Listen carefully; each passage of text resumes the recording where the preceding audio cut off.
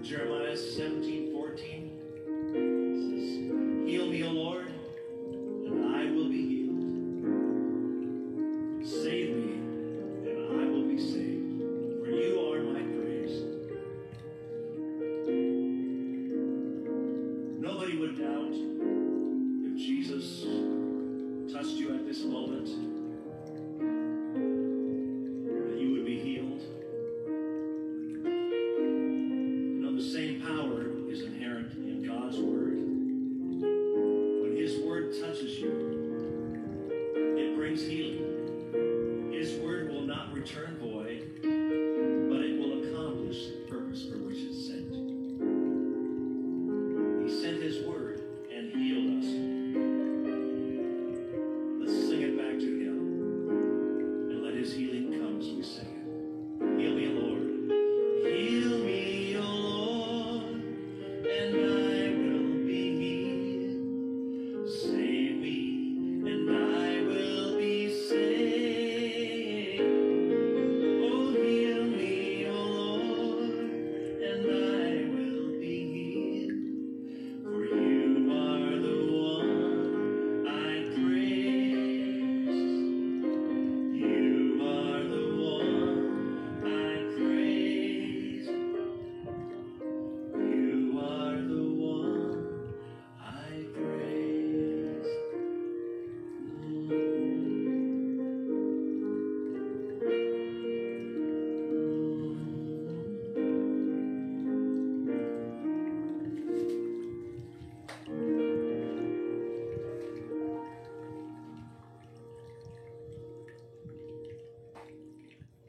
With a great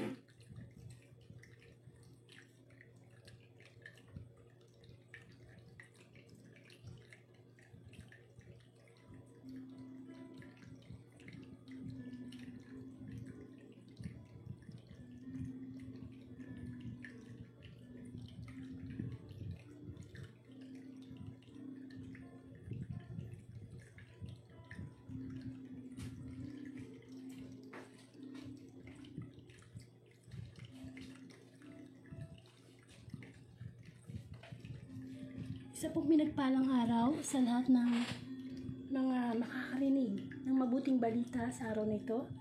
Welcome po sa The Word of God Daily Gospel Facebook Live. Ang hangarin ng Facebook Live na ito ay palaganap ng mabuting balita through social media. Since lahat naman tayo may cellphone at may Facebook, pwede na nating pakinggan ang mabuting balita everyday. Pagkain po ito nating espiritu upang sa ganon, lagi tayo mapaalalahanan ng Diyos, lalo na sa panahon tayo nasusubok at nagadarang sa tukso na nagdadala sa atin sa kasalanan. Bago po tayo magpatuloy, tayo po ay manalangin sa Diyos. Sa ngalan ng Ama at ng Anak ng Espiritu Santo. Amen. Papuri sa iyo, Amang buhay, Diyos na makapangyarihan sa lahat. Ang iyong salita, ang iyong mga salita sa Biblia ay buhay. Kung ito'y aming isa sa buhay. Maraming pong salamat sa pagkakataong muli mong ibinibigay upang mapagnilayan namin ang iyong mga salita. Ngayon po ay July 31, 2020 at ang Friday Gospel ang gusto mong ipakain sa aming espiritu. Sapagkat sinabi ng Panginoong Jesus, di lamang sa tinapay na bubuhay ang tao, kundi sa bawat salitang nangungutawi mula sa bibig ng Diyos. Humingi po tayo ng kapatawaran sa ating Ama upang malinis tayo sa ating karumihan. Patawarin mo ko, Diyos, sa kasalanang mga nagawa ko sa nakarang oras, ano man ang aking nasabi, na ikilos, naramdaman, nagawa, na hindi naging kalugod-lugod sa iyo at nagdulot sa akin magkasala. Patawarin mo po ako, linisin po niyo ako ng inyong banal na dugo, linisin mo ako ang aking espiritu, ang inyong espiritu ay magkaisa. Bigyan mo po ako ng karunungan, kababaang loob, instrumento mo lamang ako, Lord, para maipahayag ang iyong mensahe sa amin. Not my will, but your will be done, my Lord. Patuloy kang kumilos sa lugar na ito, sa kinalalagyan ng mga nakaririnig sapagkat naninalig kami na kapag tungkol na sa iyong mga salita ang pinag-usapan, naroroon ang presensya mo. Ano man ang sagabal, kamukha ng mga stress, kapaguran, problema, sakit, in Jesus' name, kina-cast out namin to upang sa ganun malayang makapag-flow ang iyong banal na Espiritu. Maraming salamat po, Lord. Hindi kami karapat-dapat na makihalo sa iyong hapag kapag tinatawag mo kami upang makarinig ng iyong mga salita sapagkat ikay banal. Pero nakihalubilo ang Panginoong Hesus sa mga makasalanan upang kami iligtas. Maraming pong salamat. Nawa itong oras na ito ay maging fruitful sa aming lahat. Magkaroon kami ng kanya-kanyang reflection sa salita mo sa Friday Gospel. Ang lahat ng ito'y dalahin ko sa Ama, sa pangalan ng Panginoong Hesus, patuloy ng Espiritu Santo. Amen. Amen. So, welcome po ulit sa The Word of God. Kumbaga, everyday, kung ano po yung gospel o mabuting balita sa simbahan, yun po yung ating pagninilayan. Napakabuti po ng Panginoon sapagkat ilang niya tayo pinapakain pisikal. Higit sa lahat, gusto ng Panginoon na tayo ipakainin ang ating espiritu. Sapagkat ang katawang lupa ay mamamatay, ngunit ang ating espiritu kailangan buhay yan hanggang sa kabilang buhay. So, wala nang pinakamasarap na gawin na kundi busugin tayo ng Diyos. Dapat ma-absorb natin to, pag narinig natin, isa buhay po natin, tibahagi sa iba. Ang mabuting balita po ay magagaling kay San Mateo. Papuri sa iyo, Panginoon. Kapag tayo po ay nagbabasa ng Bible, nakikipag-usap po ang ating Diyos sa atin. Kapag tayo naman po ay nananalangin, tayo yung nakikipag-usap sa Kanya. So, itong oras na ito, makipag-usap tayo sa Panginoong buhay, Panginoong Diyos ng buhay. Hindi tinanggap si Jesus sa Nazaret. Nang masabi na ni Jesus ang mga talinghagang ito, siya umalis doon. Umuwi siya sa kanyang bayan at nagturo sa kanilang sinagoga. Nagtaka ang mga nakarinig sa kanya. Sabi nila, saan kumukuha ng karunungan ng taong ito? Paano siya nakakagawa ng kababalaghan? Hindi ba ito ang anak ng karpintero? Hindi pa si Maria, kanyang ina, at sina Santiago, Jose, Simon at Judas ang kanyang mga kapatid na lalaki? At dito nakatira ang kanyang mga kapatid na babae. Hindi ba At dito nakatira ang kanyang mga kapatid na babae, hindi ba? Saan niya natutunan ang lahat ng ito? At ayaw nilang kilanlin siya.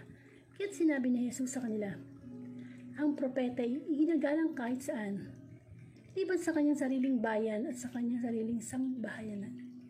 At dahil sabihin nila pagsampalataya, hindi siya gumawa roon ng maraming kababalaghan.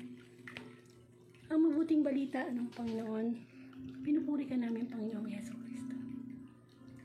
So yan po ngayon yung Friday Gospel na kasasabi natin, mapagninilayan natin.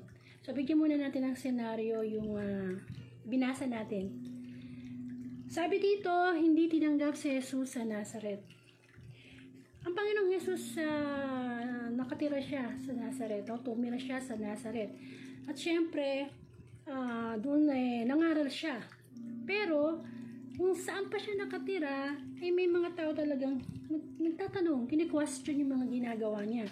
Kasi nga, during the time of Jesus Christ, talagang ipinahayag niya ang paghahari ng Diyos. Nangaral siya ng salita ng Diyos. Nagpagaling siya ng mga may sakit, kamukha ng mga bulag, nakakita, yung mga pilay, nakalakad, nagkasaut ng mga demonyo, bumuhay ng mga patay. Kaya sabi ng mga ibang tao, sabi niya, saan kumuha ng karunungan ng taong ito? Bakit parang sobrang talino naman? Parang alam niya lahat. Paano siya nakakagawa ng mga kababalaghan? Paano mangyari na nakakabuhay siya ng patay, nakakalakad ang pilay. Tapos sabi nila, di ba anak yan ng isang karpintero? Parang minamaliit nila ang pinagmulan ng Panginoong Jesus. Anak lang yan ng karpintero, anak lang ni Maria yan eh. Bakit gano'n? Ba't niya nagagawa yan? Ang lakas naman ng loob. Siguro sa loob-loob ng mga tao doon. At masasabi natin na kini-question yung kanyang kaalaman. Saan ba niya natututunan yung mga pinapangaral niya? Amen? Ayaw siyang kilalanin sa kanyang lugar. Pero sapagot ang Panginoong Jesus, sabi niya, at dahil sa mga naiisip niyo yan, mga negative thoughts niyo yan, kulong na kulong kayo sa pananampalataya. Amen? Kaya hindi masyadong gumawa ng himala ang Panginoong Jesus sa lugar niya, sa Nazareth. Kung saan pa siya pumupuntang ibang nayon o ibang lugar, doon pa maraming nagiging follower siya. So, paano po natin ito bibigyan ng reflection sa panahon natin ngayon, sa buhay natin ngayon? Hindi tinanggap si Jesus sa Nazareth. So, ang hashtag natin ngayon ay Greatest Miracle.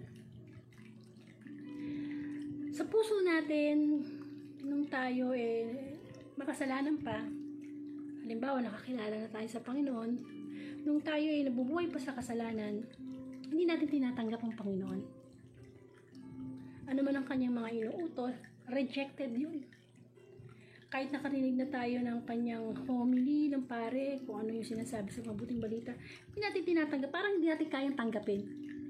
Kung sinasabi ng utos ng Diyos na magsimba tuwing linggo, kahit nangangatwira naman ang ibang tao, ito ako magsisimba kahit God is everywhere. Hindi na kinakailangan pumunta ako ng simbahan para magdasal.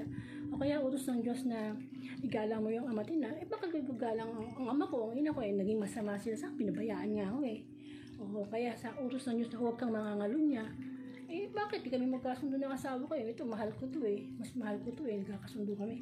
Yung po ba nga, hindi natin tinatanggap, yung talagang directly na utos ng Diyos, sinabi na niya kinokontra ng pagiging makasalanan nating tao.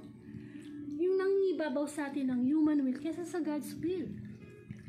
Di ba nararanasan natin lahat yan?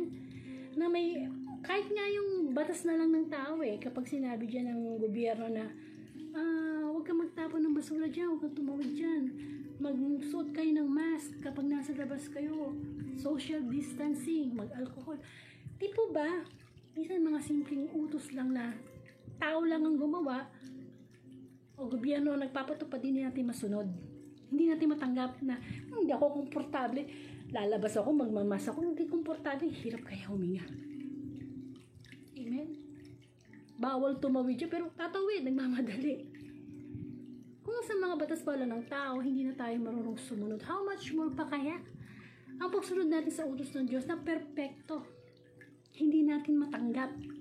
Kasi hindi natin kinakaya. Kaya tuloy, hindi tayo nagkakaroon ng pagbabago sa buhay natin.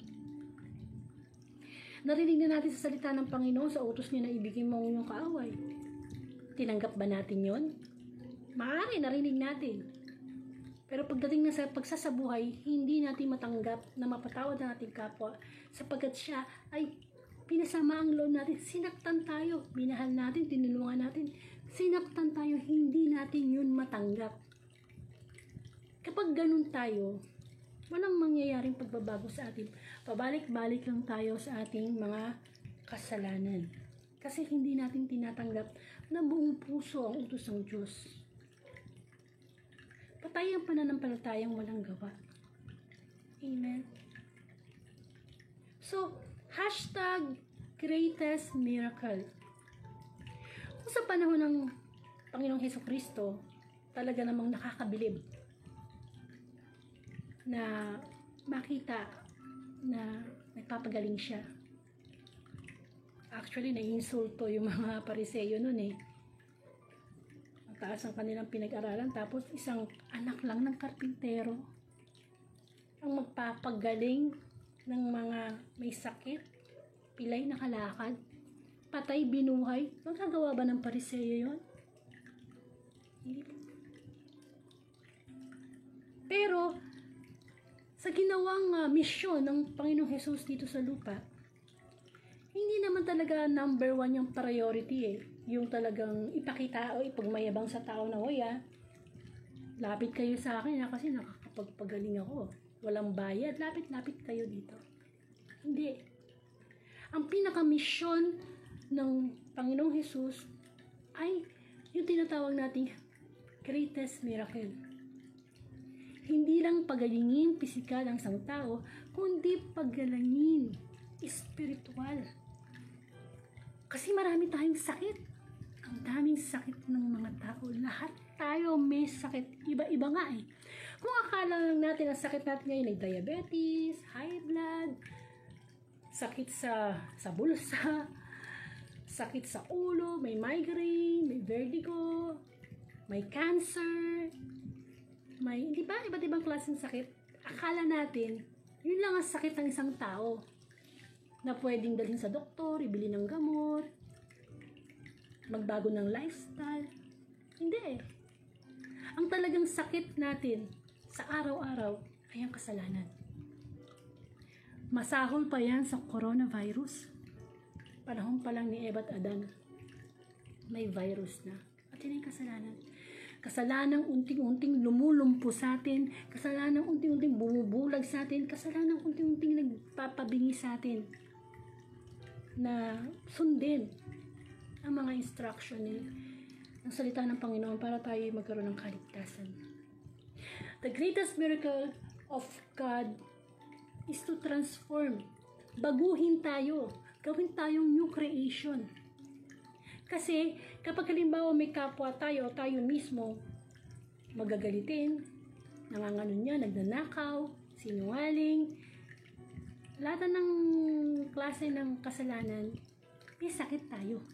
Kaya nga huwag tayong magagalit sa ating kapwa. Halimbawa, nanay mo, tatay mo, barkada mo, kasi namang tao, kapitbahay mo. Yung bang nagagalit ka sa kanya, yung napakasama ng ugali yung kapitbahay kong yan. Chini-chismis ako. Naku, nangutang sa akin yan, hindi nagbayad. Naku, sama ng ugali yung taong yan, hindi nagsisimba, mas madalas pang pumunta sa barkada at makipag-inuman. Ang baho ng hininga niya, sigarilyo ng sigarilyo. Yung po bang nagiging judgmental tayo sa ating kapwa na hindi natin nakikita minsan yung ating mga kasalanan. Minsan sasabihin pa natin, okay lang na nagbabarkada ako. Okay lang na yung bang minsan tinataas natin yung ating sarili na okay lang ako. Hindi ako kamukha niya. Kino-compare natin yung sarili natin, no? O kung minsan kino-compare natin yung kasalanan sa kasalanan. Ako at least nasisimba. Siya, nangangalo niya. Alam niyo po ba na kahit sinusunod niyo ang isang utos ng Diyos, sabi natin, di ba, 10 ang utos ng Diyos. Isa lang doon na hindi niyo sundin, labag niyo na ang lahat. Bakit? Hindi ka nga nangangalo, hindi ka nga nagnanakaw. Nangangalo niya ka naman. Hindi ka nga nangangalo niya. Wala ka namang respeto sa mga magulang mo. Di po ba? Ang pagsunod sa buong kautusan, ngunit paglabag sa isa, ay paglabag sa lahat. Dahil gusto ng God na maging tularan natin si Kristo, ang kanyang kababaang loob, ang kanyang pagsunod. Amen? Kaya, imbis na magalit tayo sa ating kapwa kapag may ginagawa silang masama, maawa tayo sa kanila. Kasi meron silang sakit spiritual. Magagalitin yung kapitbahay, may sakit yan. May sakit yan spiritual. Puno yan ng hinanakit sa kapwa. May mga bagay yan na hindi nakamtan sa buhay, kaya ganun. Amen? Pinagtaksilan ka ng asawa mo, huwag kang magalit sa asawa mo. May sakit yung spiritual. At ang mga may sakit, ginagamot, kinakawan. Ikaw ba halimbawa, yung anak mo, o asawa mo, magulang mo, may sakit na cancer, hindi ka ba maawa sa kanila? Ganun din tayo. May mga sakit din tayo, dapat kinakaawaan natin ang ating kapwa. Bakit? Sapagkat tayo kinakaawaan ng Diyos. Amen? Araw-araw kinakaawaan tayo ng Diyos. At araw-araw nag-o-offer si Lord ng kagalingan. That's why the great greatest miracle of God ay yung maging new creation tayo. Yung talikuran natin ang dati nating mga masamang gawain, kasalanan, at magbalik loob tayo sa Diyos. Yan, kapag yan ang nangyari sa buhay mo, nakamtan mo na ang pinaka-greatest miracle of your life. Higit pa yan sa yaman ng tao, higit pa yan sa mataas na pinag-aralan, higit pa yan sa katanyagan, kasi nasa iyo yung kagalingang hindi nabibili sa mercury drug, hindi nabibili sa mall, hindi ka naman pwedeng bumili ng tindahan na pagbilan nga po ng peace of mind, pagbilan nga po ng forgiveness, pagbilan nga po ng humility, hindi. Tanging ang Diyos lang, sa tulong ng Diyos magagawa natin yan. Kaya tayo hindi gumaling-galing kasi hindi natin sinusunod yung prescription ni Lord. Kapatid, nasa Diyos ang awa, nasa tao ang gawa. Huwag natin kakalimutan yan. Sapagkat ang tao ay may free will. Mayroon tayong kalayaang pumili. Kaya lang, alam na bago pa lang natin gawin yung kasalanan, alam na natin pwede tayong mapahamak. Pero sige pa rin, sugod pa rin, ginagawa pa rin. Ibig sabihin, hindi pa rin natin tinatanggap ang Panginoong Jesus ng totoo. Sa bibig lang. Sa bibig lang, no? Sabi sa bibig lang, hindi sa puso. So, ang Panginoong Jesus, kahit sabihin natin nagpagaling siya in a physical aspect, higit sa lahat talaga yung greatest miracle niya. Yung pagkatapos niya mapagaling sa sakit, yung isang tao na yon nagbalik loob. Yun talaga. Kasi ang gustong i-save ni Jesus ay ang ating spirit, ang ating kaluluwa. Kaya lang matigas ang puso ng tao walang disiplina. Baka sarili, baka laman. Example, may sakit ka sa puso, may diabetic ka. Punta ka ng doktor, magbabayad ka pa ng consultation fee, bibigyan ka ng gamot, instruction. Anong gagawin natin? Magpapabili ng 30 pieces na capsules. Bibili lang natin 15, kalahati. Pag nakaramdam na tayo ng okay na. Tama na yan, hindi na ako bibili, magaling na ako. Kaya nga niresetahan ng doktor para bilhin mo lahat. Kung 15 pieces, 15 pieces. Kung 30 pieces, 30 pieces. Ubusin mo yun. Kasi may mga gamot kasi na halimbawa 30 pieces ang nireseta, 15 pieces pa lang naiinom mo, bumubuti na yung pakiramdam mo. Pero it doesn't mean na magaling ka na. Nag-uumpisa pa lang gumaling. Umalis yung virus. Kaya kailangan inuubos yun. Instruction yun ni doktor Kaya ka nga, ba't ka ba pumunta sa doktor? Kasi nagtitiwala ka sa kanya Binayaran mo pa nga siya para ibigyan ka lang ng advice kung kang gagaling. Ganoon din sa Panginoon. Kung tayo may sakit sa kasalanan, lumalapit tayo sa Diyos. Gusto natin magpagaling. Pero kailangan natin sundin yung kanyang instruction. Amen. Kailangan sundin ang kanyang instruction. Kung hindi, maniligaw tayo. Mapapahamak tayo. Napakahalaga na kapag nakakarinig tayo ng salita ng Panginoon, perfecto ang kanyang utos. 100%. Kailangan lang natin sundin. Siyempre, sa pagsunod natin, talagang dadaan tayo sa mga pagsubok. Kasi alam mo kung bakit? Kalaban natin, number 1, sarili natin biro mo, sabi ng Panginoon, magpatawad ka. Kalaban mo, una mo, sarili mo. Paano mo magpapatawad? Ang bigat-bigat ng kalooban ko sa kanya, di ba? Una nating kaaway. Pero once na nirelease mo yung galit na yan, kapatid, ikaw ang unang makakaramdam ng kaginhawaan. Amen. Ano man ang ginawa sa atin ng kapwa nating masama? Magpatawad tayo. Ibalato na natin yan kay Lord. Kaya mo si Lord dyan. Si Kristo nga nagpakababa, nagpapako sa krus para sa ating mga kasalanan. Tayo pa kaya? Ang hirap kasi sa atin, minsan, mas judgmental pa tayo kay Lord. Mas mapagparusa pa tayo. Nilalagay natin yung batas o kapangyarihan na magparusa, mag-judge. Kapatid, ang Panginoong Diyos hindi pa naghuhusga wala pa tayo sa judgment day Habang nabubuhay tayo, binibigyan pa nga tayo ng pagkakataon ng Diyos na magbalik loob Tapos tayo, naka-receive tayo ng pagpapatawad sa Panginoon, tayo hindi natin maibigay. Diba? Alam mo yung tipong binigyan ka, tapos nung nasa iyo na, ayaw mo i-share sa iba. Sama yun. Amen? So sana po, magkaroon tayo ng pagninilay sa gospel araw na ito. Hanggat nabubuhay ka sa kasalanan, ibig sabihin hindi mo pa totoong tinatanggap ang Panginoong Hesus. Hanggat nabubuhay ka sa kasalanan paulit-ulit, hindi pa nagaganap sa iyo ang greatest miracle, which is yung maging new creation ka. Isang bagong nilalang. Wala na yung luma. Kung bagamat ganyan ang itsura mo, sabihin na natin dahil sa kasalanan mo, kapabayaan mo sa katawan mo, nagkasakit ka na, okay lang yan. Ang mahalaga yung inside mo, yung spirit mo nagbago. Kasi yung katawang lupa naman natin mamamatay yan eh. Magiging alabok. Ang mahalaga yung espiritu natin mabalik sa Diyos. Mapunta tayo sa kanyang kaluwalhatian sa langit. Yun ang mas mahalaga. Kaya nga sabi ko nga, God is a fair God. Napaka-ano ng Panginoon, napaka-fair niya. God is a God of justice. Sapagkat pare-pareho tayong sinilang ng walang damit, pare-pareho tayong mamamatay at magiging alabok. Walang pakialam si Lord kung anong na-achieve mo sa buhay. Ilang business ba ang natayo mo? Gaano kataas ang pinag-aralan mo? Ilan ang bahay mo, ilan ang kotse mo? Wala siyang paki dyan. Sapagkat ang tinitingnan ng Diyos, yung puso, yung espiritu. Kaya magdiwang tayo. Sapagkat pagdating pala sa paghuhusga, magkakaroon tayo ng kalamangan. Sapagkat tinitingnan ni Lord yung ating puso na mapagmahal, nagtitiwala, nananampalataya.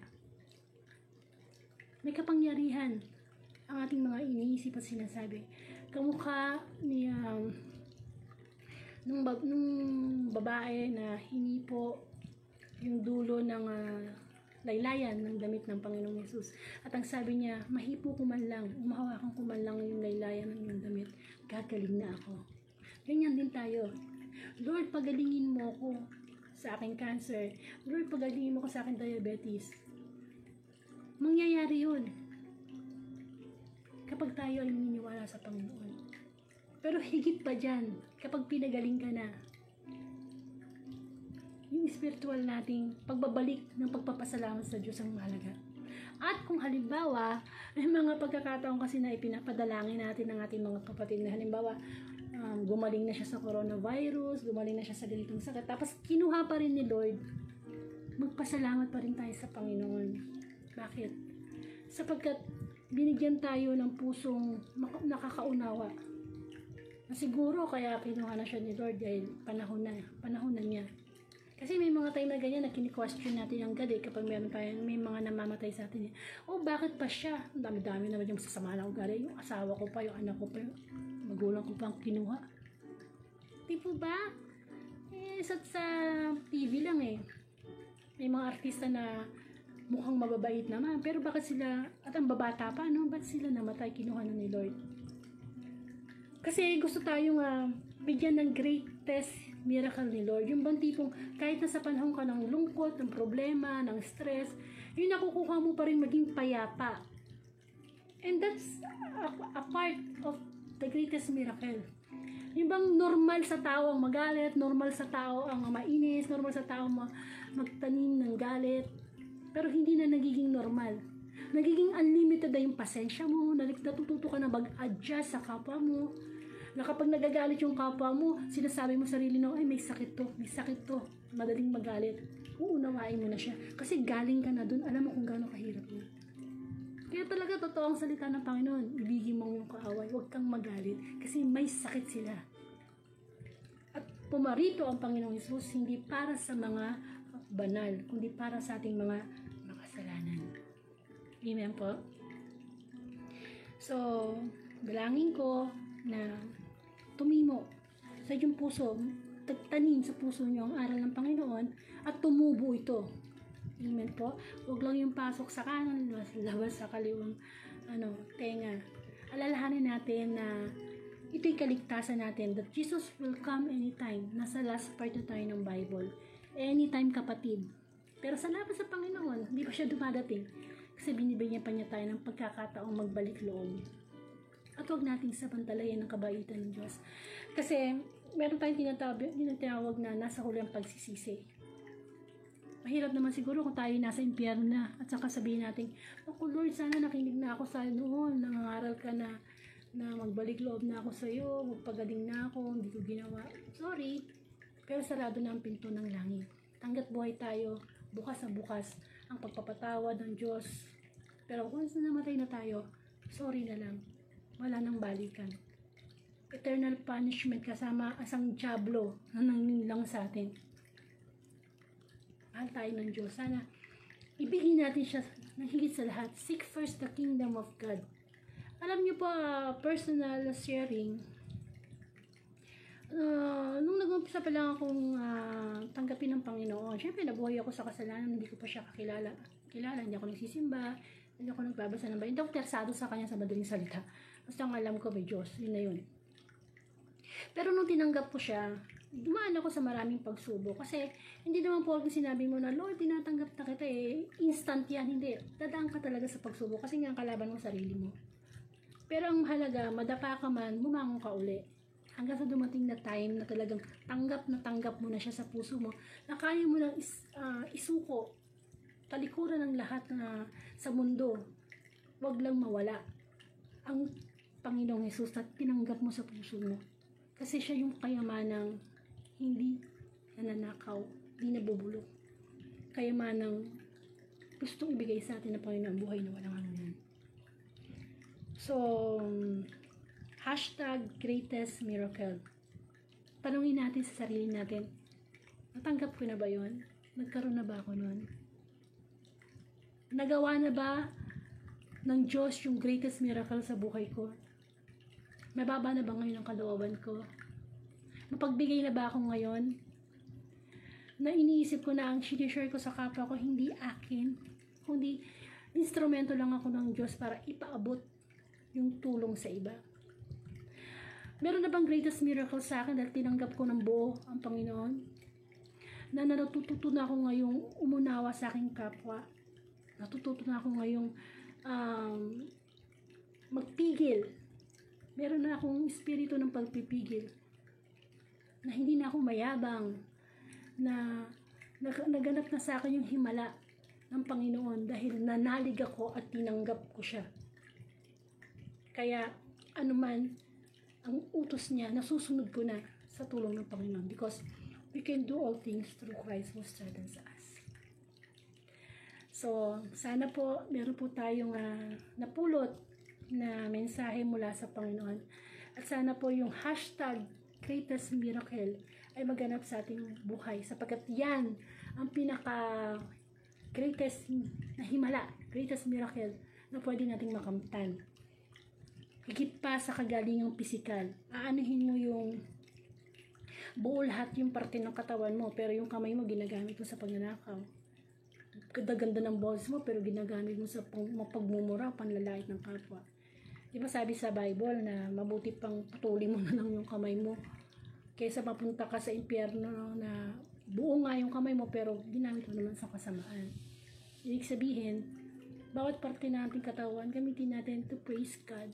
Bawat parte ng ating katawan gamitin natin para mabigyan ng parangal ang Panginoon. Mahalaga ang Panginoon sa buhay natin. Hindi siya laro, hindi siya biro na ginagawang biro na lang ng tao ngayon Kaya nga nagkaroon ng coronavirus, nag-stay at home tayo para magkaroon tayo ng pagninilay sa Panginoon. Kasi nung wala pa yung coronavirus na yan, napaka-busy natin. Wala tayong time kay Lord. Alalahanin natin nagkakaroon tayo ng 24 hours, nakakalangkap tayo ng hangin, nakakakita tayo sa ating paligid. Kasama pa natin ang ating mga mahal sa buhay, nakakakain tayo sa isang araw. Lahat yung biyaya ng Diyos na dapat ibinabalik sa Kanya.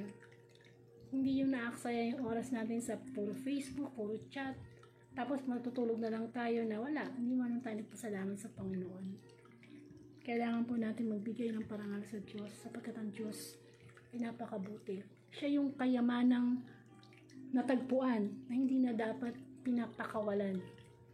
Alam nyo kasi kahit gaano natin kamahal ang isang tao, asawa natin, anak natin, kahit sining mahal mo, kahit sarili mo pa, darating ang panahon na iiwan tayo niyan sapagkat may kamatayan. Ngunit ang Diyos kailanman tayo hindi iiwan. So saan ka pa? Saan pa tayo? sa Panginoon. Kung magsiseryoso ako sa buhay, magseryoso ako na sa Diyos. Amen? Sapagkat lahat ng bagay sa mundo ay temporary lang.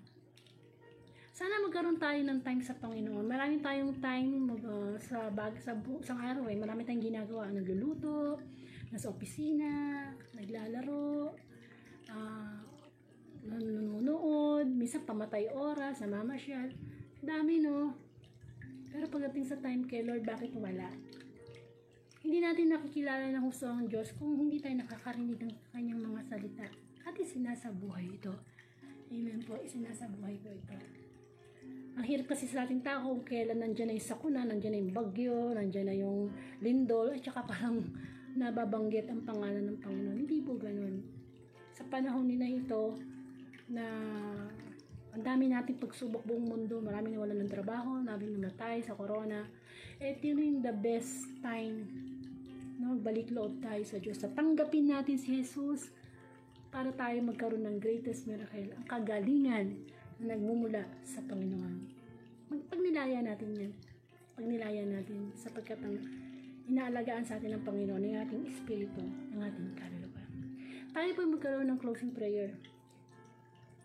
Salamat po, Panginoong Diyos, sa mensahe mo. Tunay nga na hanggang ngayon, kulang pa ako sa pagtanggap sa iyo sa aking puso. Kaya patuloy pa rin ang aking kahinaan at mga kasalanan ginagawa. Hindi kita ma-priority, hindi kita maging number one. Naunahin muna kita bago ang iba. Napakadamot ko minsan, Lord, sa iyo.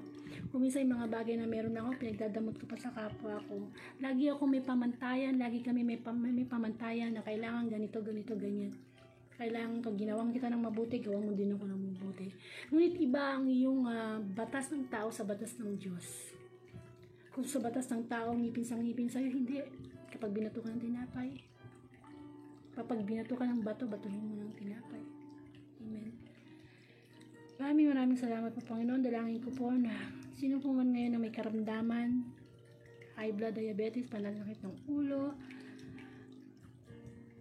cancer, kung sino po man ang nasa hospital, coronavirus, ano po mang karamdamang physical, in Jesus' name, Lord, ipuin mo itong mga to, ang mga taong itong nakikinig ngayon, kung sila man yun o kanilang mga mahal sa buhay, in Jesus' name, pagalingin mo sila, Panginoon. Pero higit sa lahat, pagalingin mo kaming lahat sa aming mga spiritual na karamdaman. Lord, bulag kami spiritual, bingi, paralitiko, pinaralyze kami ng kasalanan. Kagalingan ang hinihingi namin sa iyo mula pang tinatanggap ka namin sa aming puso.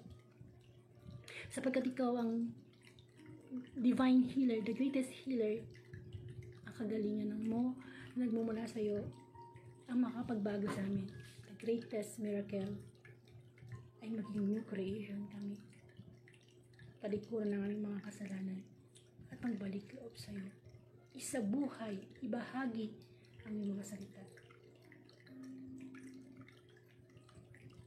Ano man ang mga stress, problema namin dinadala, Lord, ikaw unang nakakaalam niya. Pero dadalhin namin na may kagaanan sa kalooban sapagkat ipinangako mo sa iyong mga salita, walang pagsubok na darating sa inyo na hindi dinanas ng lahat ng tao.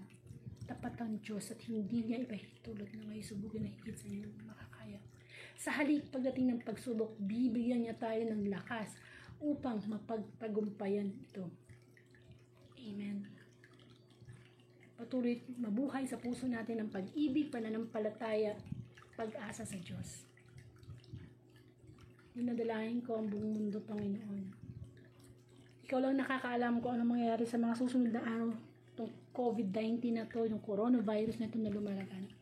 Pero higit sa lahat, yung virus ng kasalanan ang mas maging aware kami sapagkat walang nabibili na vaccine. Tanging kagalingan sa pagtanggap namin ng iyong mga salita at pagsasabuhay ang makapagpapaligtas sa amin, ang makapagbibigay sa amin ng greatest miracle. Ang lahat ng ito'y dadangin ko sa iyo, Ama, sa pangalan ng Anak, kay San Espiritu Santo. Amen. Sa ngayon, Ama, ng Espiritu Santo. Amen. Amen. So, sana po, kung bibigay pa ni Lord yung August 1, bukas August 1 na, 2020, sama-sama po tayo ulit magnilay ng salita ng Panginoon. Kung ano po man yung gospel sa simbahan sa araw na yon, yun po yung pagninilayan natin. Bakit kailangan? Alam na natin to. Sa totoo lang. Alam na natin. Narinig na natin ang salita ng Panginoon. Pero ang problema, hindi natin maisabuhay. Hindi natin maisabuhay. At ang pagkikinig sa salita ng Panginoon ay pagpapaalala. Alam mo yung tinatapi ka ng ni Lord na, oh brother, sister, nakakalimot ka na naman, ayan ka na naman, pumapangit ka na naman, ayan ka na naman, naninigarilyo ka na naman, ayan ka na naman, nagbabarkada ka na naman sa masamang barkada, nagda-drugs ka na naman. Pagpapaalala to. Ganyan tayo kamahal ng Diyos. Binibigyan tayo ng pagkakataon. At ganyan din po kung gusto nyo mapanood muli ang mga gospel everyday, pwede po kayo pumunta sa aking YouTube channel, type nyo lang Angelica Dote, o kaya pumunta po kayo sa page yung The Word of God. O kaya kung Facebook friends ko po kayo, buksan nyo lang yung timeline ko, nandun na yun. At the same time, i-share natin ang gospel everyday sa ating timeline. So, bakit po ako nag-Facebook live? Kasi gusto kong i-share ang kabutihan ng Diyos sa aking mga Facebook friends. At sana magtulungan tayo. Kung narinig nyo to, i-post nyo sa timeline nyo para naman yung mga Facebook friends nyo naman ang makarinig. Tapos yung mga Facebook friends nyo, i-post, may makakarinig. So, lumalaganap ang mabuting balita. Madaling paraan na yan. Napakadaling paraan na ginawa ng Panginoon. Pindot na lang. At sana magawa natin. Kasi utos talaga ng Diyos yan.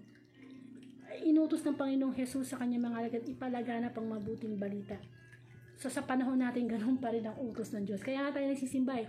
Hindi dahil lang sa para matupad natin yung utos ng Panginoon na magsimba tayo tuwing hindi. Bukod pa doon, kaya tayo nagsisimba para ipalaganap, isabuhay. Kaya sana po, tulungan nyo din ako na ipalaganap ang mabuting balita. I-share nyo to sa timeline nyo, mabibless ang timeline nyo kasi kung nakakapag-post kayo ng mga online selling, ng mga samahan ng loob nyo sa Facebook, bakit hindi nyo ipagmalaki through your timeline ang salita ng Panginoon? Maraming pong salamat and to God be the glory.